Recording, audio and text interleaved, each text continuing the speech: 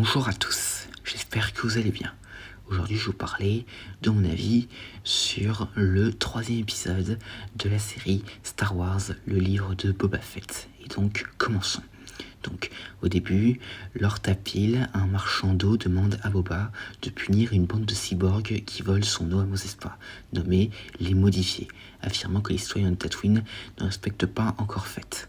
Et en voyant que les Modifiés n'ont pas de travail, Boba les emploie comme exécuteurs et exige au marchand d'eau de réduire ses prix.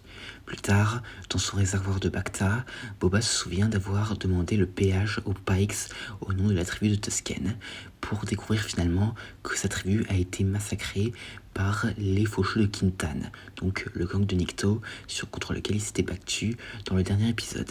Et c'est ainsi que Boba s'est à nouveau retrouvé seul. Mais cependant, son flashback est interrompu lorsqu'il est attaqué par Chrysantan le Noir, le chasseur de primes Wookiee qui avait été employé par les cousins de Jabba. Et malgré quelques difficultés, Boba, Fennec, les gardes des Gamorréens et les Modifiés combattent et capturent le Wookiee. Et le lendemain, les jumeaux, donc les cousins de Jabba, arrivent au palais et s'excusent d'avoir envoyé Chrysantan, affirmant que le Mog Chase, donc le maire de Mos Espa, a promis le territoire de Jabba à un autre syndicat. Et les jumeaux jurent de quitter Tatooine et offrent un rencor à Boba. Et après avoir libéré Chrysantan, ils décident de s'entraîner un peu avec le rencor. Mais il n'a pas vraiment le temps, car il doit se rendre à Mos Espa avec Fennec et les Modifiés pour interroger le maire. Mais il découvre qu'il n'est pas là et il traque son majordome qui révèle qu'il travaille avec les Pikes, qui commencent en même temps à arriver à Mos Espa. Et Boba décide de se préparer à la guerre. Et c'est la fin de cet épisode. Alors qu'est-ce que j'en ai pensé ? Alors très clairement, c'est l'épisode que j'ai le moins aimé. Alors déjà, premièrement, le flashback de Boba, je trouve que c'est passé un peu trop vite. Surtout que les Tusken, là, c'est un peu dommage de les avoir fait mourir maintenant. En plus, c'est assez bizarre parce que quand Boba brûle les cadavres, eh bien, il ne brûle que quelques-uns, dont le chef. Alors que normalement, la tribu était bien plus nombreuse. Surtout qu'on ne voit pas le corps du guerrier, ni celui de l'enfant. Enfin, l'enfant voit son bâton, mais sinon on voit pas son corps. Enfin, il est possible qu'il soit caché sous les cadavres, mais bon, je pense personnellement qu'il pourrait y avoir des survivants, bien qu'on n'ait toujours pas de réponse. Et d'ailleurs, la scène où Boba arrive et voit que sa tribu a été massacrée, eh bien, elle peut faire référence à la scène où, dans Un Nouvel Espoir, où Luke, il rentre chez lui pour découvrir que sa tante et son oncle ont été tués par les Stormtroopers. Et franchement, Boba, le pauvre, il passe d'un cauchemar à un autre, parce que déjà, il se souvient de la perte de ses proches chez les Tusken, pour ensuite qu'il se fasse attaquer par Chrysantan.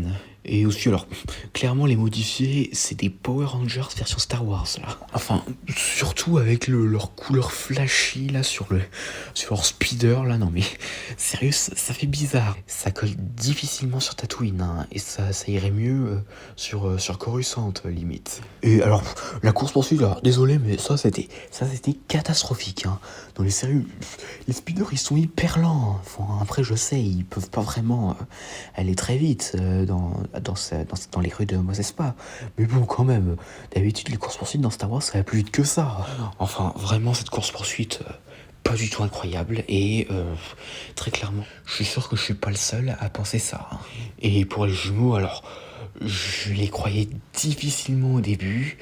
Mais bon, finalement, quand j'ai vu le reste de la série, j'ai compris qu'ils étaient honnêtes.